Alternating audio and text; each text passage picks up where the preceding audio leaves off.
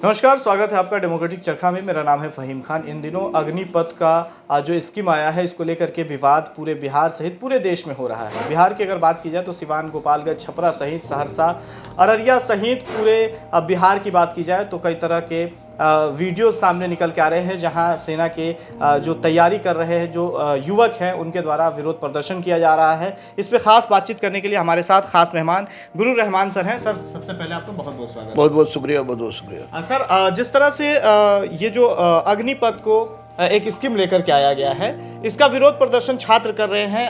हमारे दर्शकों को आप समझाएं कि आखिर क्यों अगर इसका विरोध प्रदर्शन हो रहा है। इसलिए कि बिहार में हो या उत्तर प्रदेश में, हिंदी भाषी क्षेत्र में मैं खासकर बात कर रहा हूँ कि यहाँ पर नौकरी के नाम पर सेना एक बहुत बड़ा मुद्दा होता है और हर गांव से कम 100 लड़के तैयारी करते रहते हैं। 100-200 लड़के तैयारी करते रहते हैं। मेरी गांव हो, आपकी गांव हो, छोटा बड़ा सब गांव में लड़के तैयारी करते रहते हैं। और सेना की तैयारी करना एक जज्बा भी होता है, जोश भी होता है, देश सेवा भी होता है। वैसी परिस्थिति में आप तो 4 साल से अभी तक कोई बहाली लिए नहीं और दूसरे आपने अग्निपथ नाम का एक स्कीम ला दिया। अग्निपथ में आप 6.5 महीने का ट्रेनिंग दीजिएगा, जो कि ट्रेनिंग भी अधूरा रहेगा।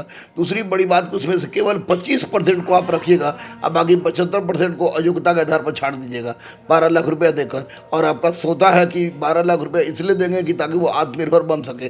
तो मेरे दृष्टिकोण से 12 लाख रुपया दे के वो फेल MBA चाय वाला या ग्रेजुएट चाय वाली लड़की से चाय नहीं बेचेगा। निश्चित रूप से सेना में जाने के बाद उसका मनोबल बढ़ेगा और सेना से निकालने के बाद उसका मनोबल टूटेगा। तो ये सेना के गुणवत्ता पर भी प्रश्न लगाएगा, क्योंकि 4 साल में इसको ज़्यादा से ज़्यादा करना है तो अपना काम छोड़ के वो चमचाई पर रहेगा, अपने अधिकारियों को चमचाई पर रहेगा ताकि उसकी सेवा विस्तार की जाए। दूसरी सबसे महत्वपूर्ण बात कि सेना के जवान 4 साल बाद जो वहाँ से लौटेंगे तो उनके पास बहुत सारी महत्वपूर्ण सूचना होती है, जो सूचना भी लीक कर सकते हैं। तो एक तो 4 साल की कोई का मतलब ही नहीं रहता है और दूसरा सूचना भी लीक हो सकता है, सेना की गुणवत्ता भी घटेगी। तो निसंदेह निश्चित रूप से माननीय प्रधानमंत्री नरेंद्र मोदी की यह योजना पूरी तरह से सुपर डुपर फ्लॉप है, क्योंकि सेना के साथ इस तरह का प्रयोग करना अनुचित है, 100% अनुचित है। आपने कहा कि बहुत जगह तोड़फोड़ हो रही है, आगजनी हो रही है, तो मैं गुरु रहमान कहीं भी आग लगी, विरोध, तोड़फोड़, ट्रेन जलाना, दफ्तर में आग लगाना का विरोध करता हूं, क्योंकि जो देश की सेवा करने जा रहे हैं उनसे इस प्रकार के क्रियाकलापों की उम्मीद नहीं की जा सकती है। इसलिए अहिंसात्मक तरीका अपनाएं, जाति पार्टी छोड़कर अगराएंगे तो मैं गुरु रहमान उनका नेतृत्व करने के लिए तैयार हूँ और उनके साथ गांधी मैदान से प्रगति मैदान पैदल मार्च करने तक तैयार हूँ। लेकिन उस समय तक ये आंदोलन जारी रहेगा अहिंसात्मक, जब तक कि अग्निपथ समाप्त नहीं हो जाता है। सर, ज़्यादातर देखा जाता है कि आर्मी के जवान जब रिटायर्ड होते हैं तो खासतौर में उन्हें गार्ड की नौकरी दी जाती है, ज़्यादातर ये देखा जाता है। तो क्या लग रहा है 4 साल जो युवा भारतीय सेना में अपना योगदान देंगे और 4 साल के बाद आकर के वो क्या लग रहा है गार्ड के नौकरी में जाएंगे? बिल्कुल नहीं, यही तो बोल रहे हैं कि वो असंतोष पैदा करेगा, असंतोष पैदा करने में प्रतिष्ठित रहेंगे।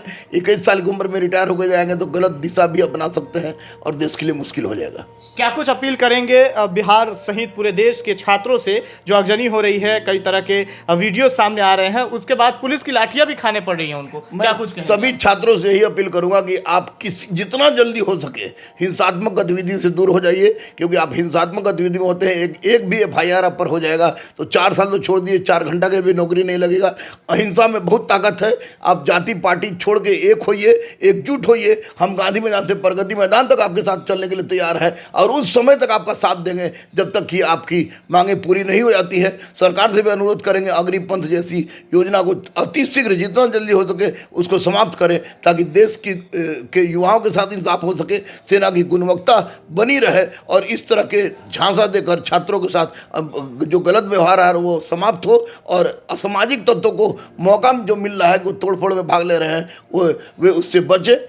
देश को बचाना है तो इस अग्निपथ को हटाना ही होगा। सर, अगर सरकार पीछे नहीं हटती है, इस अग्निपथ स्कीम को पीछे नहीं ले जाती है, नहीं हटाती है, तो गुरु रहमान क्या करेंगे इस पर? पूरे व्यापक स्तर पर पूरे देश में अहिंसात्मक आंदोलन जो कि पूर्णतः हिंसात्मक होगा, इसमें मर जाने तक हम अहिंसात्मक आंदोलन करेंगे, भले ही हमको आमरण अनशन पर क्यों नहीं बैठना पड़े, लेकिन शर्त है कि उसका प्रारूप अहिंसात्मक होना चाहिए। चलिए, बहुत बहुत शुक्रिया। गुरु रहमान सर थे जो कि अपनी बात बेबाकी से रख रहे थे। हालांकि अग्निपथ जो स्कीम आया है, इसको लेकर के तमाम जो सेना की भर्ती के लिए जो जवान जो तैयारी करते हैं, खासतौर में वो सड़क पे उतर रहे हैं, आगजनी कर रहे हैं, लेकिन